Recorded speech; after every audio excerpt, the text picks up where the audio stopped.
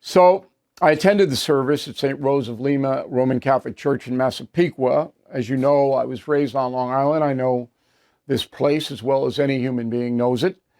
I stood outside the church and I watched thousands of police officers from all over the country in an emotional display, but also a display of power.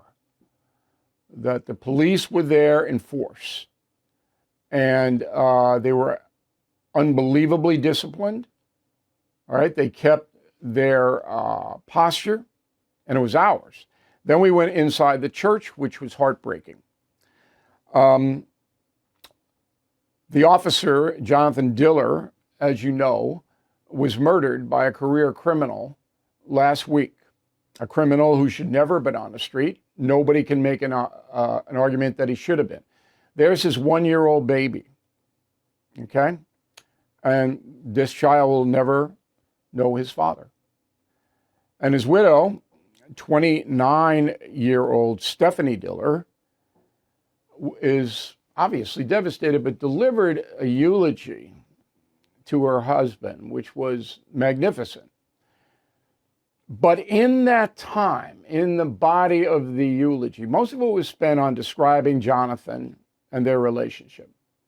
But she did depart to scold politicians in New York State. Roll it. It's been 2 years and 2 months since Detective Rivera and Detective Mora made the ultimate sacrifice, just like my husband, Jonathan Diller. Dominique Rivera stood in front of all the elected officials present today pleading for change. That change never came, and now my son will grow up without his father. I will grow old without my husband, and his parents have to say goodbye to their child. How many more police officers and how many more families need to make the ultimate sacrifice before we start protecting them? And New York State and city does not protect innocent people. They don't protect the police or their residents. They flat out do not protect them. No two sides to the story. The progressive philosophy, and progressives control this state, is that criminals, even violent criminals, need to be treated, not punished. And I will prove that in a moment. You cannot have a just society without confronting injustice. It's impossible. Yet the progressive politicians and the media in New York that backs them up, all right, they don't care about injustice, right? Because they believe that the whole justice system is rotten and biased against Black Americans. That is the genesis of all of this racial politics. Now, 80% of arrests in New York City are not fully adjudicated. What does that mean? The guy who killed, and I mean, I'm not going to say allegedly because there's witnesses to it, who killed Detective Diller, and he was promoted posthumously, the detective. His name Guy Rivera, okay? He's 34 years old. He's been arrested 21 times, served 2 prison terms. He's a drug dealer, okay? But get this. He's arrested 21 times. 19 of those arrests went nowhere because the DAs in New York City, with the exception of Staten Island, don't care about prosecuting guys like Rivera. So he can go out, sell heroin on the street, fentanyl on the street, beat you to a pulp, do anything he wants, and get away with it totally. They put him away twice, but for short periods of time. Now get this. Last April, 2023, Rivera is arrested for carrying an illegal gun. He's out. The case has not been adjudicated. And the city of New York is stonewalling us and won't tell us why Rivera was released after being arrested with a legal gun. I'm going to do more on this tomorrow because we're trying to get the information. City has it.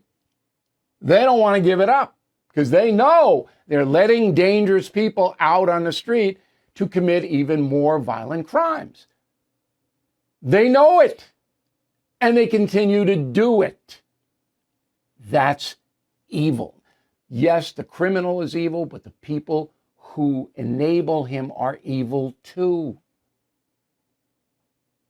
There's no two sides to this story. Nobody will debate me on this. Nobody will come up against me on it. Okay, so tomorrow we're really pushing it, trying to find out why this dope dealer, arrested in April 2023, could sit in a car in Queens with a loaded gun and kill a 31-year-old New York City police officer. How is that possible after 2 convictions and 21 arrests? How? Everything is expensive these days, you know that. The government is printing trillions of dollars and consumer prices higher than ever. If the government continues its printing and spending, the dollar could continue its free fall and lose its coveted role as the world reserve currency. Let's hope that doesn't happen. But there are a few things you can do right now. American Hartford Gold can show you how to protect your money, your retirement, your hard-earned savings against inflation by helping you diversify a portion of your portfolio into physical gold and silver. Start with a short phone call, and they can have physical gold and silver delivered right to your door or put inside your 401k or IRA. So please call or text them right now.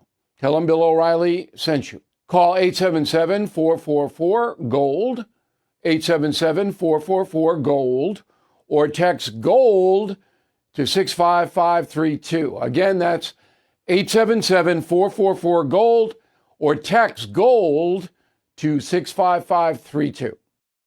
Thank you for watching the No Spin News. To watch the full episode anytime on BillO'Reilly.com, please sign up to become a premium or concierge member. Visit BillO'Reilly.com to sign up and start watching today.